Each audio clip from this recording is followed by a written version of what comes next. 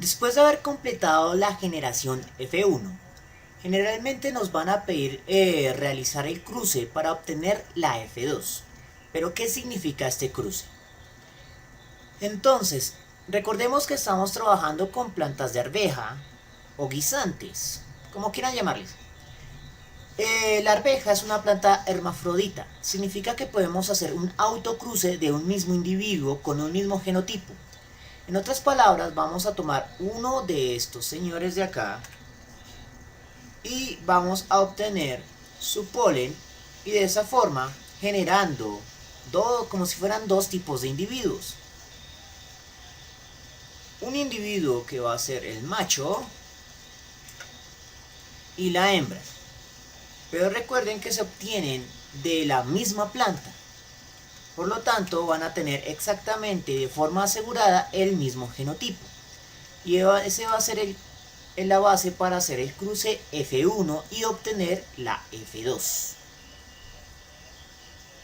Para la F2 volvemos a dibujar el cuadro de Punnett, pero se nos vuelve a presentar las mismas incógnitas que colocar en las columnas y en las filas respectivas. Entonces, en este caso vamos a hacer el razonamiento únicamente para uno de los sexos, ya que el otro tiene un genotipo exactamente igual y por lo tanto se va a comportar de forma semejante. Entonces, si tenemos un genotipo determinado, cuando se generen los gametos, los factores mendelianos se van a separar de forma independiente, de forma tal que se van a cruzar luego con sus contrapartes del sexo opuesto de forma independiente. A eso es a lo que se refiere la ley de la segregación independiente. Entonces eso significa que vamos a colocar un factor dominante y un factor recesivo para uno de los sexos, en este caso el femenino, y un factor dominante y un factor recesivo para el otro sexo, en este caso el masculino. Y con esto hemos completado la etapa de generar gametos. Ahora debemos realizar la formación de los genotipos esperados para la generación filial 2.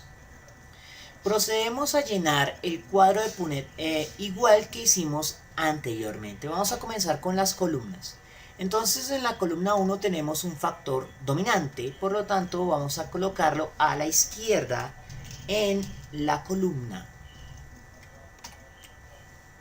Y vamos a hacer el respectivo con el factor de la segunda columna, pero en este caso tenemos un factor recesivo, por lo tanto vamos a colocarlo a la derecha en caso de que nos aparezca un factor dominante en las filas. Una vez hemos completado el llenado de filas, comenzamos el llenado de columnas. Y en la primera columna tenemos un factor dominante, por lo tanto vamos a colocar dominante en la fila respectiva. Una vez completada la primera fila, pasamos a la segunda fila y tenemos un factor recesivo. Una vez llenado, vigilamos que todos los factores dominantes estén a la izquierda por tradición o comodidad. Y con esto hemos llenado el cuadro de Punnett, pero aún no hemos emitido conclusiones. Las conclusiones evidentemente se basa en llenar cada uno de estos datos. El N total, el N de homocigoto dominante, heterocigoto, homocigoto recesivo y las probabilidades respectivas. Entonces vamos a comenzar a hacer ese proceso. El N total se refiere a la cantidad de genotipos total esperado, que para un cuadro de Punnett de 2×2 es igual a 4. 1, 2, 3 y 4 va a ser el N total.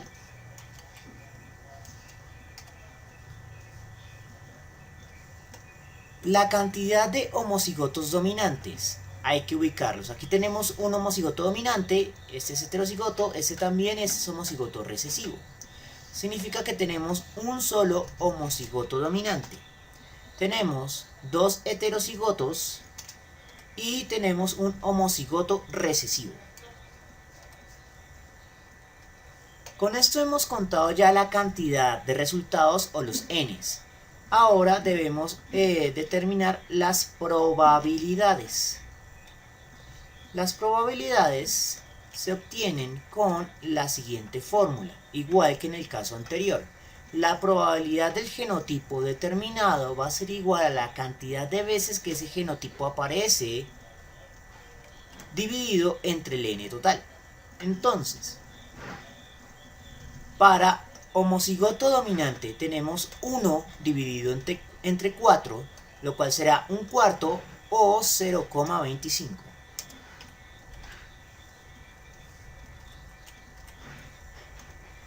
Para el heterocigoto va a ser 2 dividido entre 4, lo cual es igual a 0,5. Y recuerden que en decimales los ceros a la derecha no cuentan, pero lo expresamos así para mantener la cantidad de cifras significativas que se deben emplear. Si aquí aparecen 2 decimales, aquí también deben aparecer 2 decimales. Y aquí era un homocigoto recesivo. Y 1 dividido entre 4 va a ser igual a 0,25.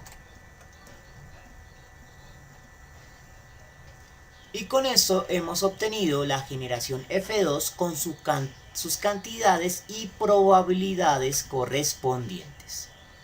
Espero que les haya gustado y nos vemos en una próxima oportunidad.